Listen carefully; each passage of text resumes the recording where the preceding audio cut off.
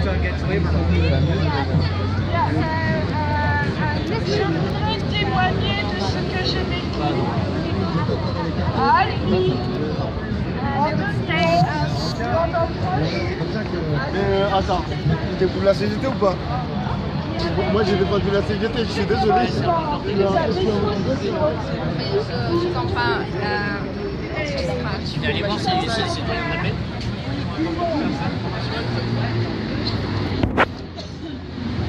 Ce que j'ai entendu pendant ces 3 jours m'a complètement sidéré. Nous avons en face de nous des prédateurs qui sont prêts à tout.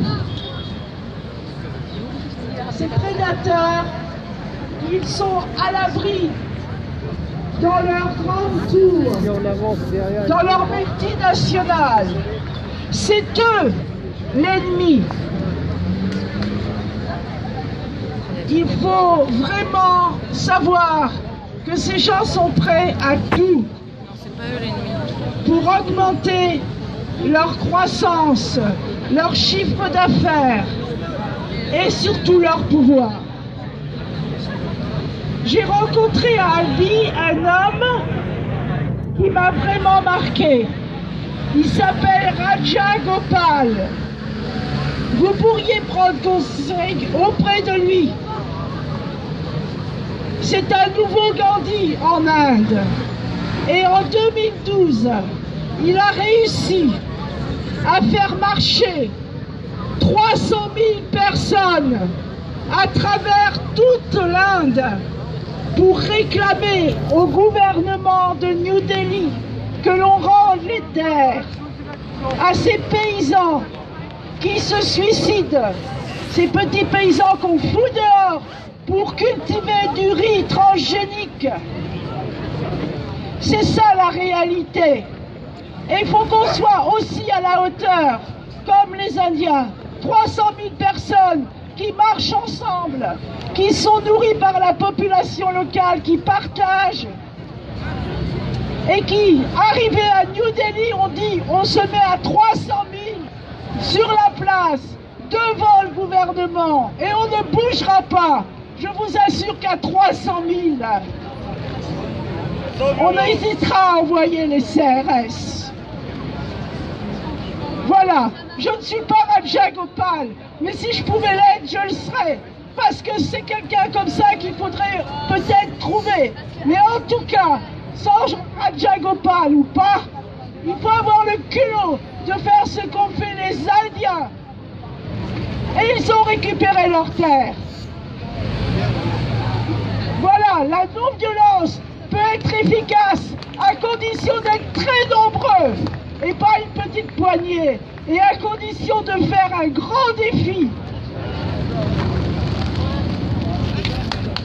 C'est tout ce que j'avais à dire. Merci madame. Je vais partir, merci beaucoup.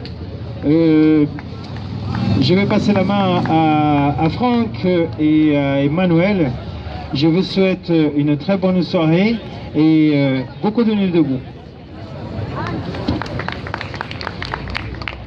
Alors, le truc, c'est que donc Franck va reprendre la modération pour la deuxième équipe.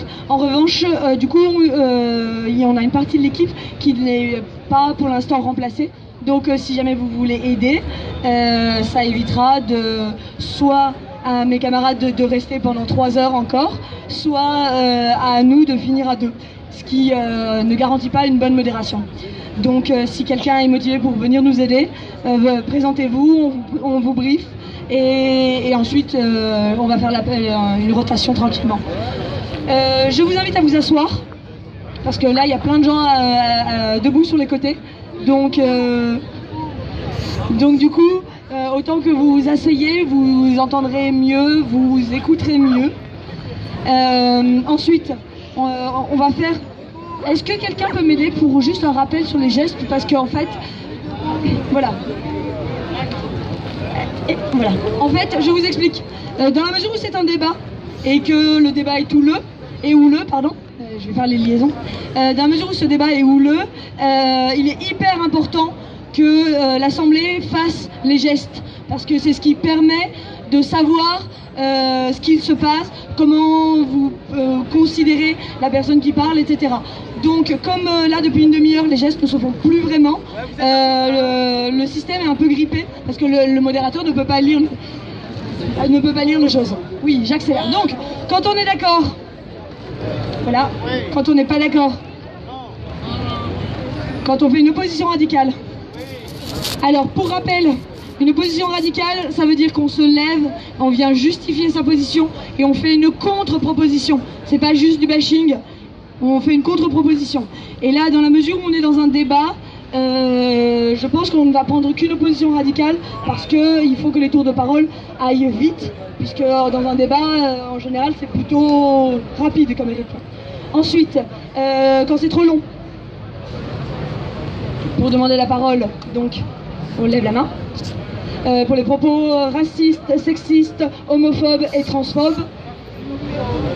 Si jamais le ton monte et qu'il faut se calmer, si quelqu'un fait ce geste, imitez-le ou imitez-la. Un débat n'est jamais trop serein, apaisé, respectueux. Et quand il y a une personne qui le fait, elle se sent un peu toute seule, agressée, et puis personne ne réagit. Donc il faut suivre, il ne faut pas hésiter à imiter ce geste. Ensuite, quand il faut parler plus fort. Voilà. S'il y a besoin d'un interprète, d'un traducteur, d'un crieur. Ouais. Si jamais vous voulez vous exprimer, faire passer un message et ne pouvez pas parler, vous vous présentez à côté de la tribune et en fait quelqu'un prendra le message et le dira à votre place en tant que crieur ou crieuse. Si jamais vous avez un point technique à faire, voilà. Un point technique, c'est court, c'est bref, c'est un complément d'information. C'est la commission machin se réunit à telle heure, l'action elle se passe